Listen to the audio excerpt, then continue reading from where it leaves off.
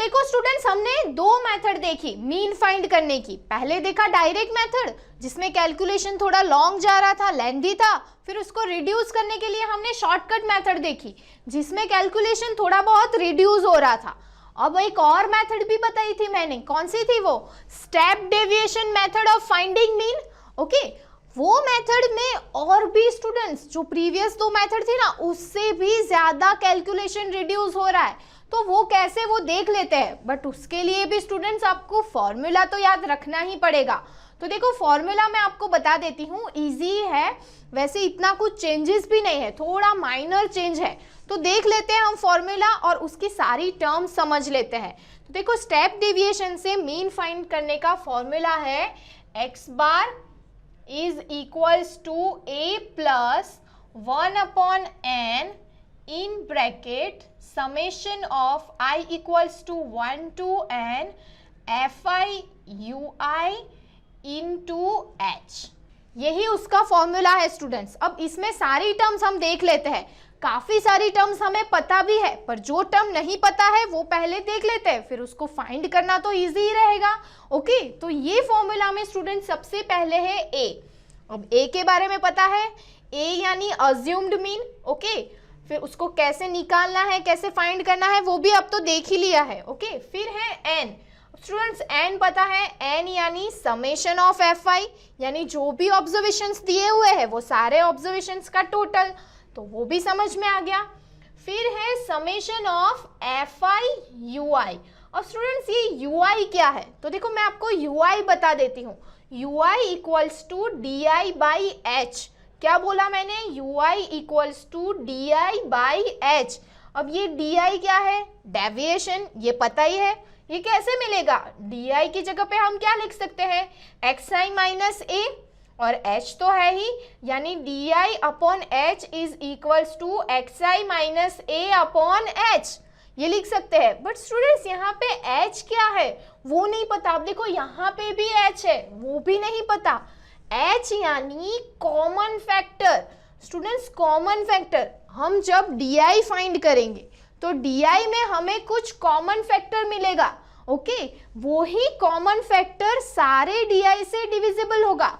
देखो अब मैं जो बोल रही हूँ वो शायद आपको समझ में ना आए, बट हम एक एग्जाम्पल करेंगे तो इजीली समझ में आ जाएगा। बट देखो फॉर्मूला याद रखना, a यानी अज्यूम मीन, n यानी टोटल नंबर ऑफ ऑब्जर्वेशन यानी समेशन ऑफ fi, फिर है fi ui, ui यानी di by h is equals to xi minus a by h। Okay, फिर है h, h यानी कॉमन फैक्टर। तो देखो स्टूडेंट्स, हमने अभी प्रीवियसली जो एग्जाम्पल किया वही एग्जाम्पल्स ये मेथड से सॉल्व करते हैं, स्टेप डेविएशन मेथड से। इजी ही है। पहले हम देख लेते हैं कि एग्जाम्पल में दिया क्या है। वैसे तो आपको पता ही है, हमें सिर्फ वो एग्जाम्पल को स्टेप डेविएशन मेथड से सॉल्व करना है। ठीक है, तो देखो स्टूडेंट्स एग्जाम्पल वही है, हमें वही दोनों वैल्यू दी हुई है। यहाँ पे वेजेस दिया हुआ है, यहाँ पे नंबर ऑफ वर्कर्स यानी xi और fi, ये दोनों चीज दी हुई है। बट हमें यहाँ पे मीन निकालना है using step deviation method. Step deviation method का यूज करके हमें यहाँ पे मीन निकालना है। तो देखो उसके लिए कौन सा फॉर्मूला यूज करेंगे? यही फॉर्मूला यूज करेंगे। और उसमें कौन कौन सी टर्म्स पहले फाइंड करनी होगी? तो सबसे पहले a। अब देखो अज्यूम मीन कैसे करना है ये तो आपको पता ही है। कैसे फाइंड करेंगे? मिडल टर्म xi की, तो वो तो यही हो जाएगी। तो यहाँ पे हम लिख सकते हैं a इक्वल्स टू 900, तो a मिल गया। उसके बाद स्टूडेंट्स यहाँ पे सबसे पहले fi वो दिया हुआ है, ui ये दोनों का मल्टीप्लिकेशन फाइंड करना है, पर उसके लिए ui फाइंड करना होगा। और अभी मैंने आपको क्या बताया? ui यानी di बाई h, और di क्या है? xi minus a। तो सबसे पहले तो हमें di फाइंड करना होगा ना, तो सबसे पहले di फाइंड कर देते हैं। देखो प्रीवियस एग्जाम्पल में भी हमने फाइंड किया ही था, वही di होगा। xi माइनस a यानी xi 800 माइनस a यानी 900, तो क्या आएगा? माइनस 100। वैसे ही स्टूडेंट्स ये सारे डेटा के लिए हमें di फाइंड करना है, तो चलो सबसे पहले वही फाइंड कर लेते हैं। तो देखो स्टूडेंट्स, डी आई हमें मिल चुका है, अब हमें एच फाइंड करना है, क्योंकि यू आई इक्वल्स टू हमने क्या देखा था, डी आई बाई एच। तो देखो डी आई है हमारे पास, अब एच क्या होगा, एच मैंने बताया था कॉमन फैक्टर। अब कॉमन फैक्टर आप देखो तो ये जो डी आई की सभी वैल्यूज है, आप ध्यान से देखना, ये डी आई की हमारे पास सभी वैल्यूज है, उसमें से कॉमन फैक्टर क्या हो सकता है जिसको डिवाइड करने पे इजीली हमें आंसर मिल जाएगा, और वो टर्म्स से हम ये सारी टर्म्स को इजीली डिवाइड कर पाएंगे। तो देखो यहाँ पे अगर 20 को हम h अज्यूम करें, किसको, 20 को, स्टूडेंट्स ये 20 को अगर हम h अज्यूम करें तो ये कॉमन फैक्टर है, 100 में भी, 80 में भी, 40 में भी, राइट, यही कॉमन फैक्टर है ना। 100 को हम 20 से भी डिवाइड कर सकते हैं, 80 को हम 20 से डिवाइड कर सकते हैं, वैसे ही 40 को भी हम 20 से डिवाइड कर सकते हैं ना। तो ये h क्या हो जाएगा, कॉमन फैक्टर। तो अब h मिल चुका है और di तो है ही, तो ui मिल जाएगा, ui equals to D I by H. Okay, तो हम ui फाइंड कर लेते हैं, D I 100 divided by h, यानी क्या मिल जाएगा, -5। ओके, फिर देखो यहाँ पे -80 और 20 यानी -4, फिर यहाँ पे आएगा -2, 0, यहाँ पे देखो स्टूडेंट्स 20 है तो 20 डिवाइडेड बाई 20 यानी 1, यहाँ पे आएगा 4 और यहाँ पे आएगा 5।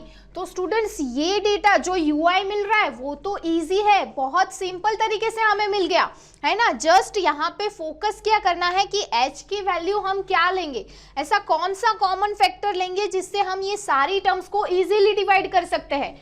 तो अब हमारे पास ui भी है, अब क्या करना है स्टूडेंट्स, fi इंटू ui, ये दोनों का मल्टीप्लीकेशन, तो fi यानी ये टर्म और ui ये दोनों का मल्टीप्लीकेशन करना है। तो अब आप देखो प्रीवियस हमने जो एग्जांपल्स किए उससे यहाँ पे मल्टीप्लीकेशन इजी हो रहा है ना, मल्टीप्लीकेशन इजी। तो चलो पहले मल्टीप्लीकेशन करके fi ui निकाल देते हैं। ओके, तो fi ui फाइंड कर लेते हैं। तो देखो मल्टीप्लिकेशन करने पे हमें ऐसी कुछ टर्म्स मिल रही है, अब हमें क्या करना है, समेशन यानी सबको ऐड करना है। तो fi ui को ऐड करने पे यहाँ पे समेशन ऑफ fi ui क्या मिल रहा है, 44 स्टूडेंट्स, वो भी माइनस, आप देखना ये नेगेटिव टर्म्स है और ये सारी पॉजिटिव टर्म्स है, तो इसके समेशन पे हमें आंसर मिल रहा है -44। अब हमारे पास सारी टर्म्स है, आप देखो समेशन ऑफ fi ui है, n तो इजीली मिल जाएगा, कैसे, समेशन ऑफ ये सारी टर्म्स का summation, okay, summation of fi, तो वो तो है ही, n इज इक्वल्स टू 100, तो ये सारी टर्म्स भी है, fi ui भी मिल गया, h भी मिल गया, a भी मिल गया। तो अब तो क्या करना है, सिंपल सिर्फ ये इक्वेशन में रखना है, तो x बार यानी मीन तो इजीली मिल जाएगा, तो चलो वो ही फाइंड कर लेते हैं। x bar is equals to, सबसे पहले क्या करना है, a यानी 900 प्लस स्टूडेंट्स उसके बाद क्या है, 1/n यानी 1/100 इनटू यहाँ पे मल्टीप्लिकेशन में क्या है, समेशन ऑफ fi ui, वो क्या मिल रहा है, -44 इनटू स्टूडेंट्स है h की वैल्यू क्या है, 20। तो ये सारी वैल्यूज अवेलेबल है, बस अब थोड़ा कैलकुलेशन ही करना है, राइट। तो अब कैलकुलेशन तो हम कर ही लेंगे, यहाँ पे हम देखें तो यहाँ पे 5 आएगा, और फिर स्टूडेंट्स इसको अगर हम सॉल्व करें तो मिलेगा 900 माइनस 8.80 यानी आंसर मिल रहा है 891.2।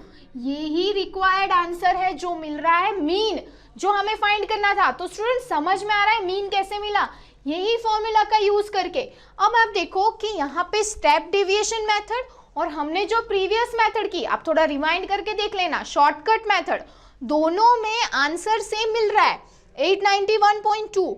ओके, तो यहाँ से हम क्या कंक्लूड कर सकते हैं स्टूडेंट्स के शॉर्टकट मेथड से स्टेप डेविएशन मेथड में कैलकुलेशन ज़्यादा इजी हो रहा है। इसका कैलकुलेशन इजी है, ये दोनों टर्म्स का मल्टीप्लिकेशन इजी है। ओके, तो अब आपको सारी मेथड्स अच्छे से पता चल गई कि मीन कैसे निकालना है।